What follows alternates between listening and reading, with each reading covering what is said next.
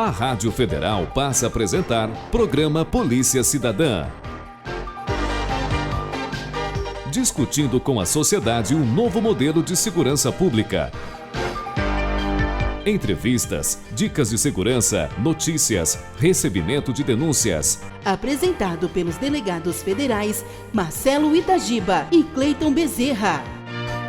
Uma realização do Sindicato dos Delegados de Polícia Federal do Estado do Rio de Janeiro. Direção: Mauro Malê. Coordenação geral: Cleiton Bezerra. Aqui, a sociedade tem mais voz.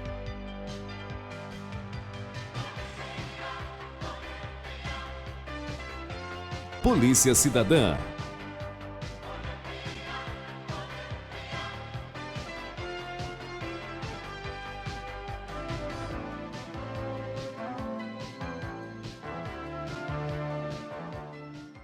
Meus amigos e minhas amigas, sejam muito bem-vindos ao programa Polícia Cidadã. Eu sou o delegado federal Marcelo Itagiba e ao lado do delegado Cleiton Bezerra vamos interagir com você e buscar a construção de um novo modelo de segurança pública com a participação de toda a sociedade. A sua participação em nosso programa é muito importante. Seja um amigopol. Vamos construir juntos um novo modelo de segurança pública. Envie sua mensagem com sugestões, reclamações, dúvidas ou denúncias para o nosso e-mail policiacidadã@policiacidadã.com.br ou para o nosso WhatsApp 98496-8300 ou então visite a nossa página no Facebook www.facebook.com/programa Polícia Cidadã. Nós convidamos para estar aqui conosco o Dr. Jorge Pontes, delegado com enorme experiência no campo nacional e internacional. Dr. Pontes chefiou a Interpol e foi o nosso adido na Europa. Dr. Jorge Pontes tem desenvolvido uma tese que não é uma tese nova no mundo, mas é uma tese nova, com certeza, no Brasil, de que o crime organizado, hoje, mais do que tudo, se transformou num crime institucionalizado. Doutor Pontes, bom dia. O que quer dizer crime institucionalizado? Bom dia, doutor Marcelo Itagiba, doutor Cleiton. É um prazer estar aqui. O que nós temos observado nos últimos anos foi que o crime organizado no varejo, como sempre existiu, isso é bom que seja dito, a corrupção sempre existiu, e o crime organizado dentro de empresas públicas, da administração direta, indireta, enfim, sempre existiu. O que nós estamos observando nos últimos anos foi que uma inteligência levou essa prancheta do crime organizado para dentro do poder central, em Brasília, e ali organizou uma nova modalidade criminosa, que é o crime institucionalizado. A nossa observação foi que esse crime institucionalizado teria nascido quando esse modelo foi levado para dentro da Casa Civil da Presidência da República. Doutor Pontes, me diga uma coisa, os agentes políticos, de uma maneira geral, mudam de 4 em 4, 8 em 8, 12 em 12 anos, né? Mas os corruptores estão no Brasil aí há mais de 50 anos. A gente sempre ouviu falar de que campanhas políticas são custeadas por esses agentes corruptores, né? E que, de alguma forma, interagiam com o poder central para obterem, por exemplo, obras e benefícios para as suas empresas. Mas, como você muito bem pontificou, esse problema foi levado para dentro da esfera mais íntima do poder, né? Foi levado de uma forma institucionalizada para fazer com que uma determinada situação política permanecesse às custas de um processo de corrupção.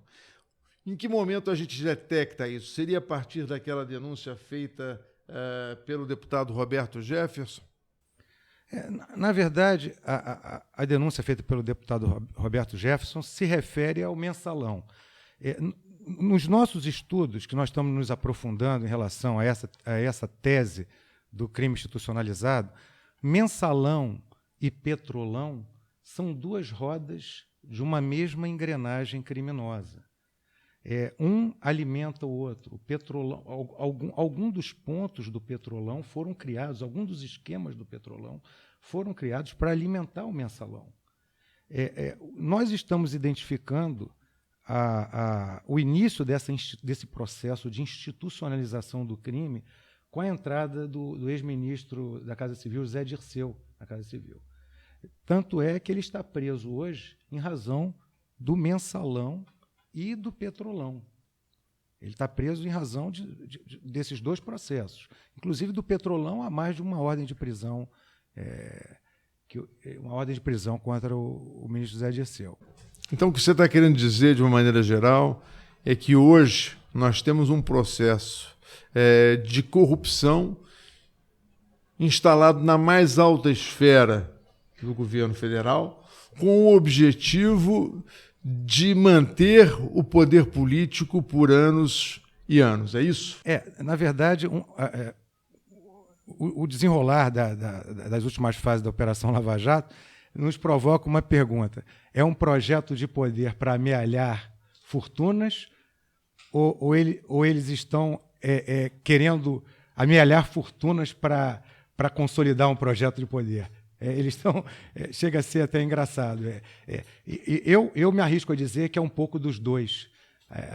Nós percebemos que não é bem esse projeto para libertar a pobreza do Brasil, não são Robin Hoods, até porque nós estamos percebendo que eles amealharam milhões e milhões em proveito próprio, em contas na Suíça, enfim, em compras de imóveis. Estão vivendo muito bem às nossas custas. Então, no fundo, é um projeto de tirar a pobreza do Brasil, mas a pobreza deles, né?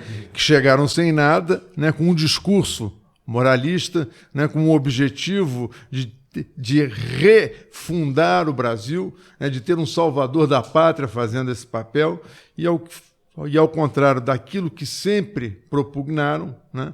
Partiram por uma corrupção deslavada, que agora vem sendo apurada, né? De forma técnica, de forma competente, né? De forma independente, é importante frisar, pelos nossos colegas delegados de Polícia Federal que estão atuando nessa Operação Lava Jato. Exatamente. E o que é interessante nesse ponto é que o crime institucionalizado ele difere do crime organizado, porque a moenda criminosa, 90%, talvez 95% dos casos, seja as fraudes nas concorrências públicas. As fraudes nas concorrências públicas, os conluios.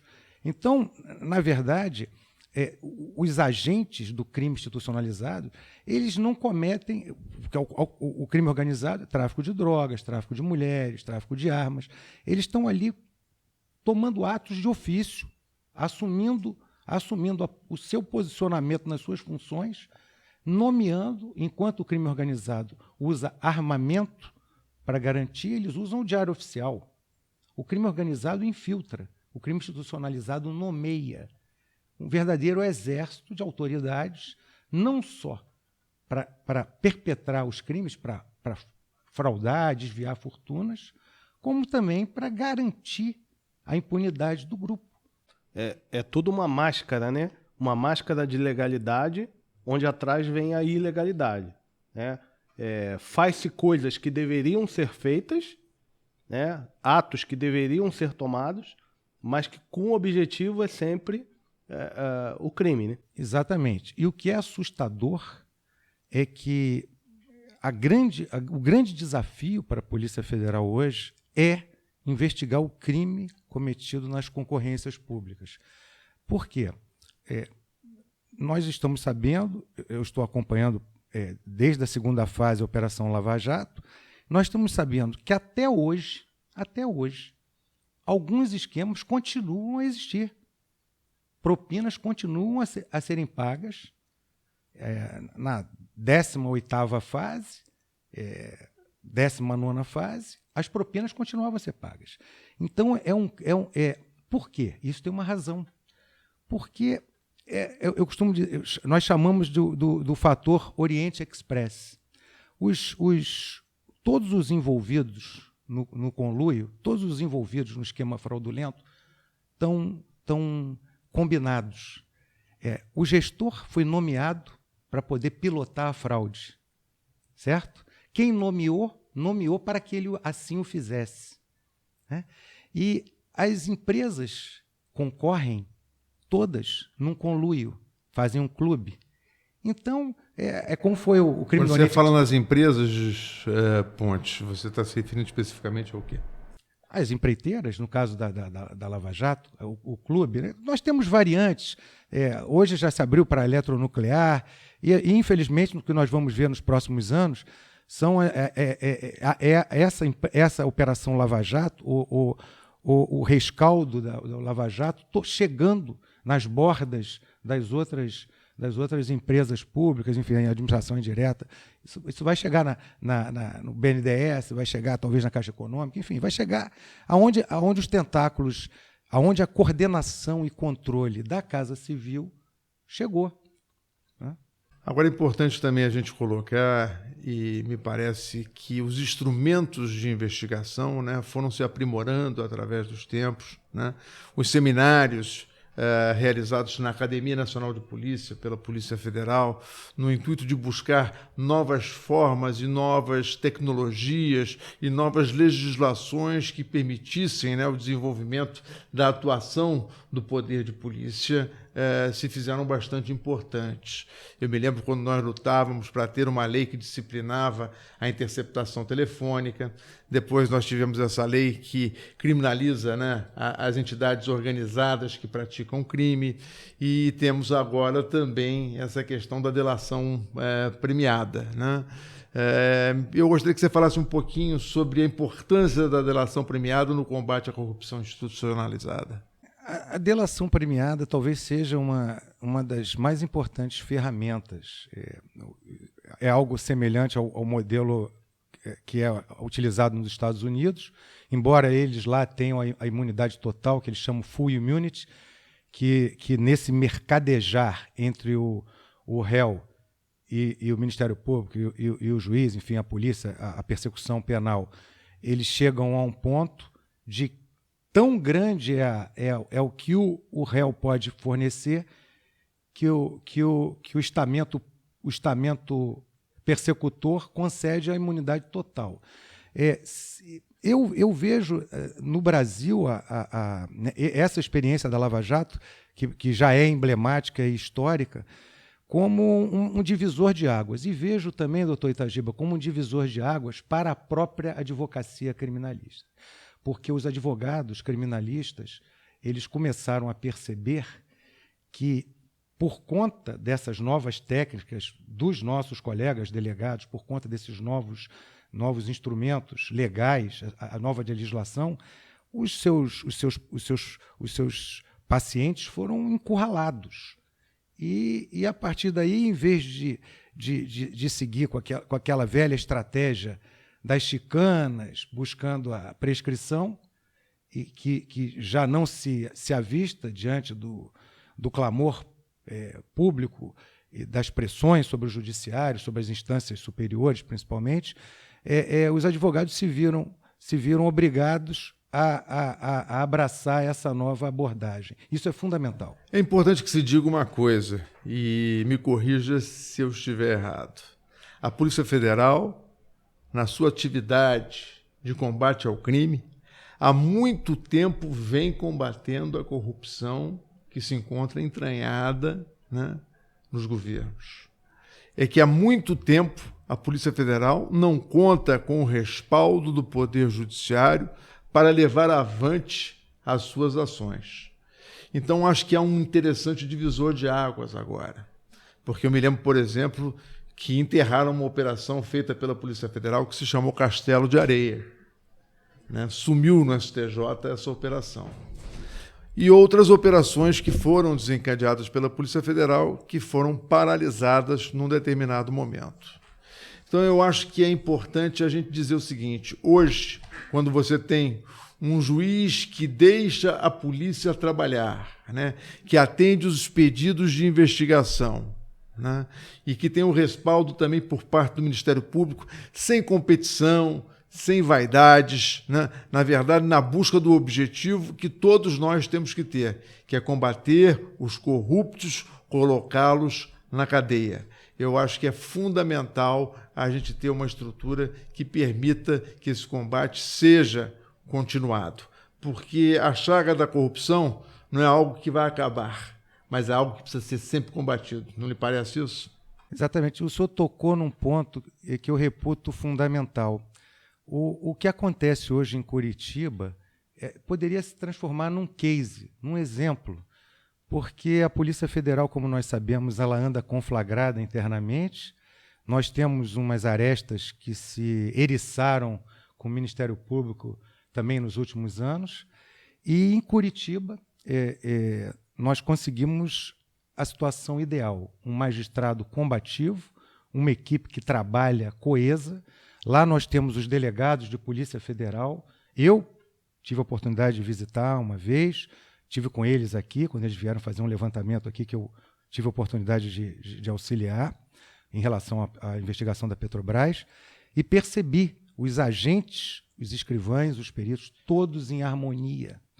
Eu arrisco a dizer que é uma nova geração, assim como aconteceu com a Mani Puliti na Itália, a célebre Operação Mãos Limpas, que tinha à frente dela um magistrado jovem. Eles chamavam até Giudici Ragazzi, uma coisa assim. Quer dizer, jovens juízes, jovens... E nesse caso, nós temos uma geração de delegados, de agentes, de procuradores da República, que trabalham em harmonia. Eu diria que o coração da Polícia Federal hoje bate em Curitiba. Curitiba é uma ilha que dá esperança para todos nós. Agora, eu queria fazer um contraponto, né? Porque o governo tem um discurso de que apoia irrestritamente a Polícia Federal. Quando quem está trabalhando vê que a falta de diárias, a falta de estrutura, a falta de pessoal, isso acaba prejudicando a investigação. É certo que o delegado tem total autonomia na condução da sua investigação, na condução do seu inquérito policial. Mas a falta de estrutura para que ele realize a investigação vai prejudicá-lo. Isso não lhe parece correto? Isso me parece correto.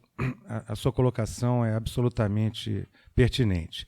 Eu gostaria de, em relação a isso que o senhor colocou, doutor Cleiton, trazer uma situação que eu reputo um sinal de que as coisas não vão bem.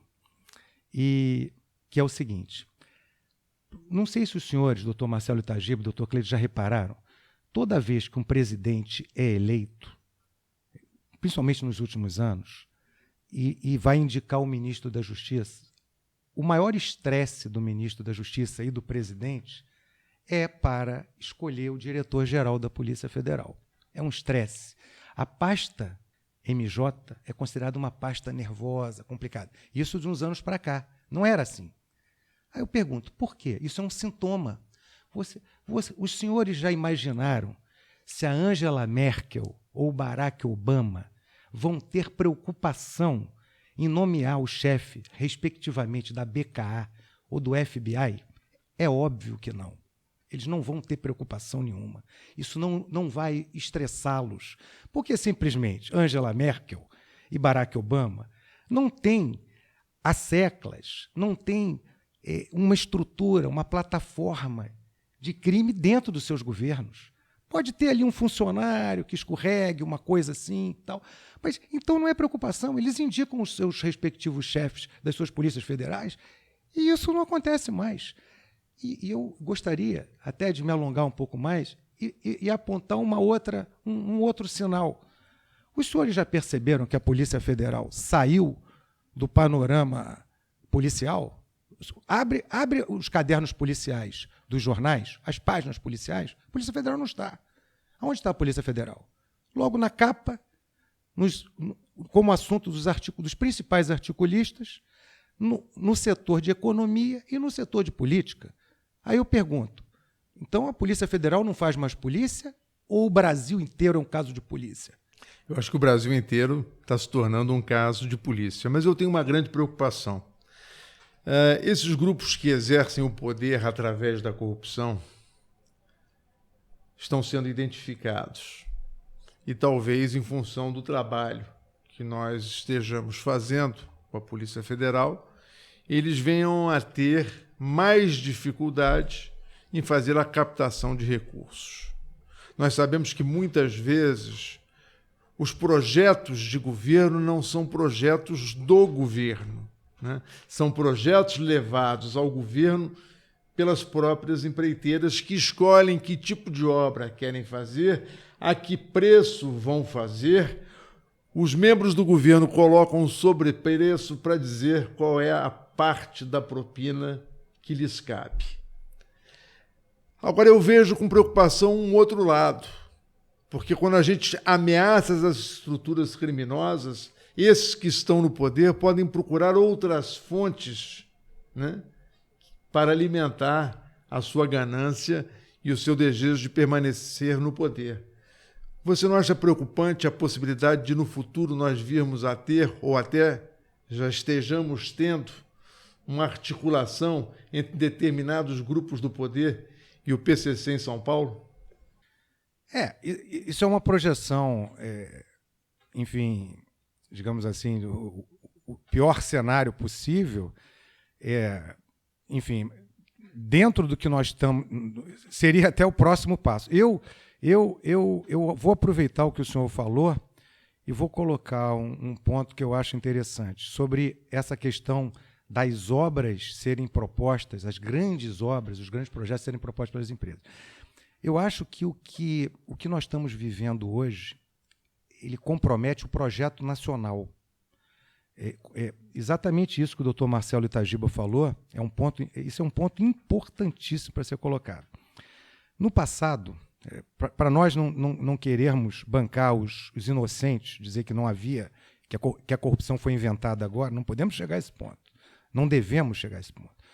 Mas o que acontecia era o seguinte: o Brasil precisava de uma ponte, precisava sediar um evento, precisava uma estrada para cortar, enfim, precisava de uma obra de infraestrutura. E aí havia uma corrupção localizada, poderia haver ou não, um percentual sobre aquela obra que era necessária que fosse feita, né? O que nós observamos nesses últimos anos, que é o que compromete o projeto nacional, é que hoje não é a questão de ser o mal feito, como dizem por aí, mal feito, né? É o que não deveria nem ser feito. Não deveria nem ser feito. Hoje, o que a gente percebe é um evento esportivo mega, gigante, ser trazido para o Brasil como a Copa do Mundo, e fazerem 8 ou 12 sedes, quando era para ter sido feitas 6. Quer dizer, vamos fazer a Copa do Mundo? Vamos trazer para cá? Vamos. Quantas sedes? Foram 6? Não, vamos fazer 8. Então, construíram estádios onde não deveriam ter sido construídos. Isso não sou eu que estou dizendo. A refinaria de Abreu e Lima, ela nunca vai dar retorno ao governo. O que se gastou nunca será reposto. Então, ela não era para ter sido feita.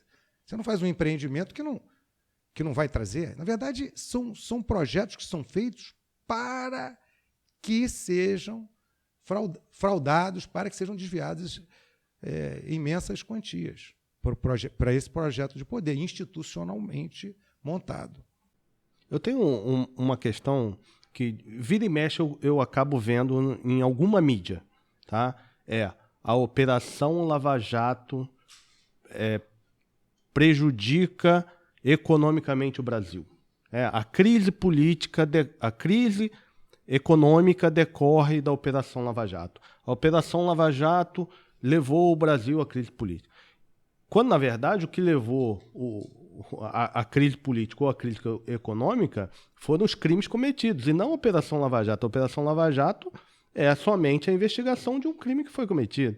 E a mídia, algumas mídias, colocam uma coisa, pode até parecer inocente, porque é só uma forma de escrever ou de falar, mas que acaba por trás tendo um conteúdo muito negativo, porque parece que quem está investigando, que quem está querendo consertar as coisas, está fazendo errado, está fazendo mal para o Brasil. Eu acho que, dando um plus ou um colorido nessa sua pergunta, que me parece muito bem colocada, né, Ponte? É dizer o seguinte, é a mesma coisa seria dizer que o rompimento da barragem, que fez com que o Rio Doce apodrecesse, né, seria algo que está fazendo mal à economia da Vale e da Billiton.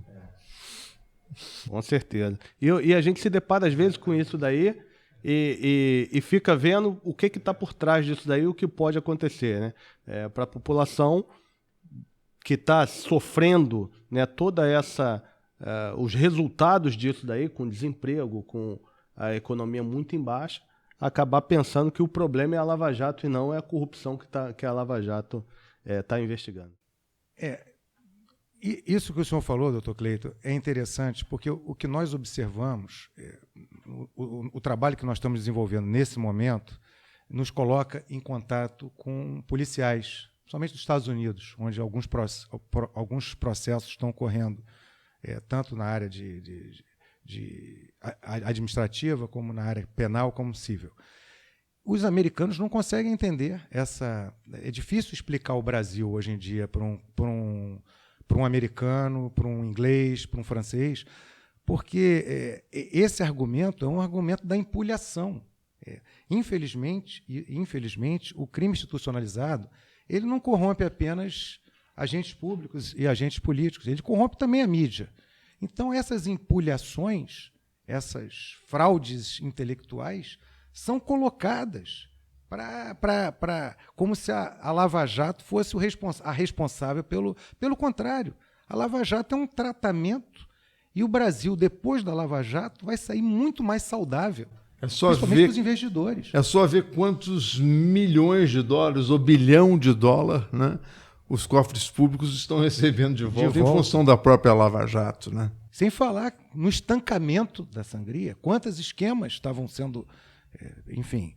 E voltando àquela colocação que o doutor Itagiba, fazendo uma conversa que a gente pode entrar um pouco no looping, o doutor Itagiba falou do PCC. O que o brasileiro está assistindo, boquiaberto, semanalmente, o brasileiro já não está acreditando mais em nada. Então, se um dia nós se isso for descoberto pela sociedade, descortinado pelos jornais, pela imprensa, vai ser quase um outro degrau nessa caminhada. Porque hoje a gente já não sabe... Por exemplo, a Mega Sena acumulou.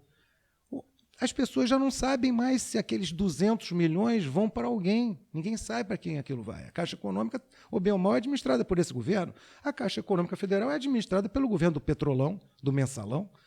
Por que não fariam? Já não existem milhões de brasileiros que não confiam na urna eletrônica? Olha, quem faz um mensalão, que é um crime contra... O mensalão não é um crime econômico, é um crime contra a democracia. Eles mudaram o destino, eles mudaram o curso das decisões parlamentares. Eles compraram os parlamentares para aprovar os projetos que obviamente não eram do interesse da sociedade. E ainda aperfeiçoaram mais. Há uma investigação em curso agora de venda de medidas provisórias por parte do Executivo, algo que você nunca havia escutado antes. Estão vendendo a iniciativa que eles têm. Quer dizer, então, isso é inimaginável. Inimaginável. Só para os senhores terem uma ideia, um dia desses, porque esse governo, esse partido que está aí, foi um partido que deu uma certa esperança ao povo de que era um partido que era crítico em relação a isso. Outro dia, conversando com um colega do FBI que está lendo atentamente, porque essas notícias impactam. Hoje, o mundo globalizado, tudo impacta.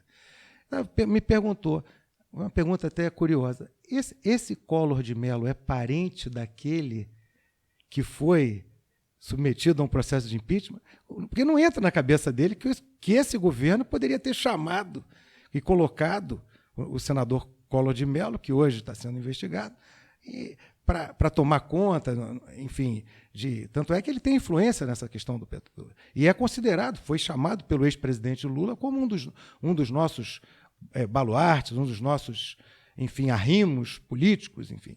Aproveitando o gancho da sua conversa com esse colega do FBI e também da sua experiência como diretor da Interpol, no seu estudo tem algum direito comparado, alguma coisa comparável ao que está acontecendo aqui no Brasil?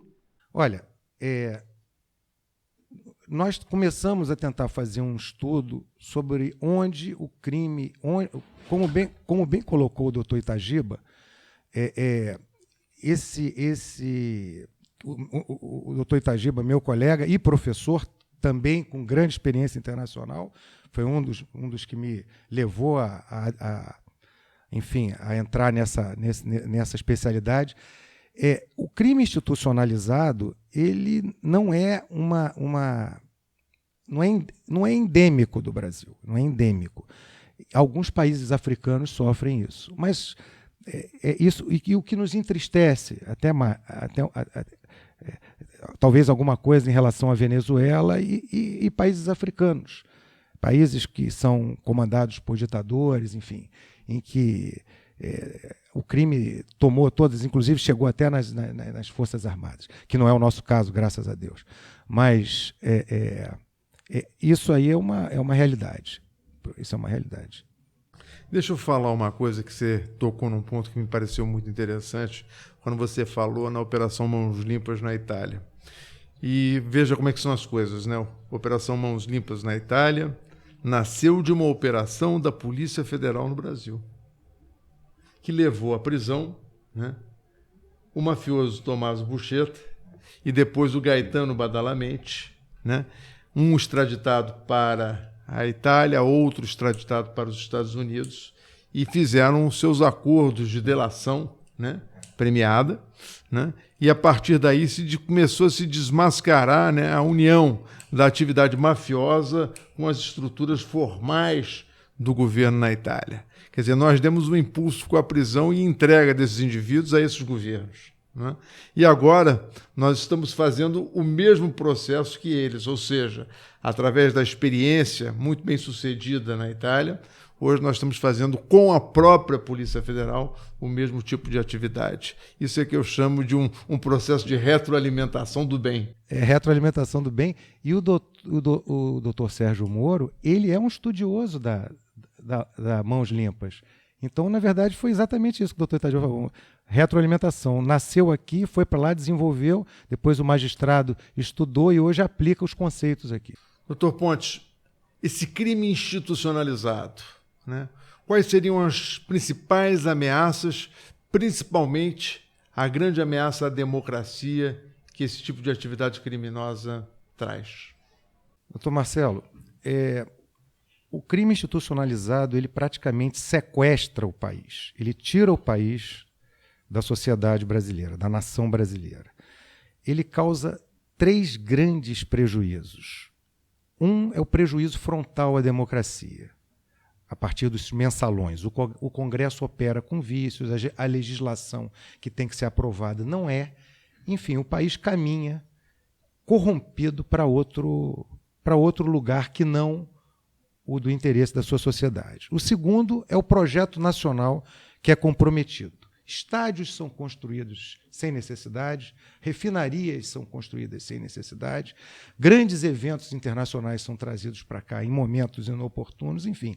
O projeto nacional é totalmente comprometido. Se faz o que não se precisa. É como se você tivesse uma residência e compra um sofá que não tem lugar para colocar, constrói uma piscina onde não tem espaço para se nadar, enfim. E a terceira grande ameaça é o custo Brasil. A partir do momento em que todos os projetos são corrompidos, todos os projetos, existe desvio, existe fraude, na verdade a gente está gastando 2,5 Brasis para sustentar um. Quer dizer, precisa ser um país muito rico, muito forte, para conseguir se superar, para conseguir sair desse momento difícil com esse quadro de crime institucionalizado. Doutor Ponte, eu tenho só um cuidado, que nosso programa, ele chama-se Polícia Cidadã. É um programa feito por policiais, né, da polícia para a sociedade. E aí a sociedade que está nos ouvindo pode estar pensando assim, como muitos pensam, que eu tenho a ver com isso? Né? Que eu não mexo com política, eu não gosto de política. Estão falando de bilhões da Petrobras, eu não tenho carro. Estão falando de ouro, eu não tenho ouro. Isso não tem nada a ver comigo. O que o senhor falaria para essa pessoa que hoje tem essa postura de que isso não tem nada a ver comigo e eu detesto política, nesse crime institucionalizado que o senhor colocou? Eu acho que tem tudo a ver com qualquer cidadão. Essa pessoa está enganadíssima. E essa situação que nós estamos vivendo atinge a todos, principalmente no momento que a pessoa vota. Aqueles segundos que se passa na urna são fundamentais, porque é naqueles segundos que a gente pode varrer essa turma toda para longe. E essa pessoa se engana, porque quando ela sai na rua e levam o celular dela, essa pessoa que levou o celular, esse ladrão, esse criminoso, ele talvez não existisse se essa situação fosse diferente. Se essa pessoa tropeça, cai e quebra uma perna, ela talvez fique algumas horas para ser medicada. E esse sofrimento ela não enfrentaria se essa situação fosse diferente. Se essa pessoa vai passar o fim de semana em Cabo Frio, entra num buraco e capota, e perde a esposa, e perde um filho pequeno, essa situação talvez não aconteceria se o crime institucionalizado não existisse. Então, na verdade, afeta a vida das pessoas de manhã até à noite, principalmente na hora de ir ao supermercado. Então, essa é a parte em que a sociedade brasileira tem que se engajar para poder mudar isso. Porque parece que nós estamos num beco sem saída. Porque se eles se cercaram de todas as formas de não perder o poder, se eles compraram Deus e o mundo para continuarem empoderados. Só que nós mandamos nesse país. Esse país é nosso, é da sociedade. Então, nós podemos reverter isso com cidadania. Vamos à rua defender o juiz Sérgio Moro, o trabalho da Polícia Federal e do Ministério Público Federal. A cada grande julgamento em que estiver em discussão situações cruciais, vamos nos mobilizar, vamos entrar nas redes sociais, vamos às ruas, vamos nos manifestar, principalmente os jovens que estão um pouco longe disso tudo, que serão os mais prejudicados. Eu acho que o Dr. Pontes colocou as coisas nos seus devidos lugares. E eu gostaria de encerrar parafraseando a Margaret Thatcher. Não existe dinheiro público. Existe o dinheiro da população que é administrado por um governo. Ou seja, se o governo administra mal, se ele gasta mal, não é o dinheiro dele que ele está gastando mal. Ele está gastando o dinheiro que arrecadou dos nossos impostos para trazer benefícios à população. Por isso é que eu acredito que a população tem que estar mobilizada sempre na defesa do seu interesse, porque defendendo o seu interesse, estará defendendo o Brasil. Agradecemos a presença do Dr. Jorge Pontes, delegado de Polícia Federal, e colocamos aqui à sua disposição para as palavras finais. Dr. Cleiton, Dr. Marcelo Itagiba, foi um prazer ter tido a oportunidade de falar um pouco sobre o crime institucionalizado e falar para os ouvintes da nossa rádio. Enfim, e vamos torcer para que o ano de 2016 seja um pouco melhor do que foi 2000 e crises. Muito obrigado. Você ouviu o programa Polícia Cidadã. Quer ouvir mais? Visite nosso site www.policiacidadã.com.br.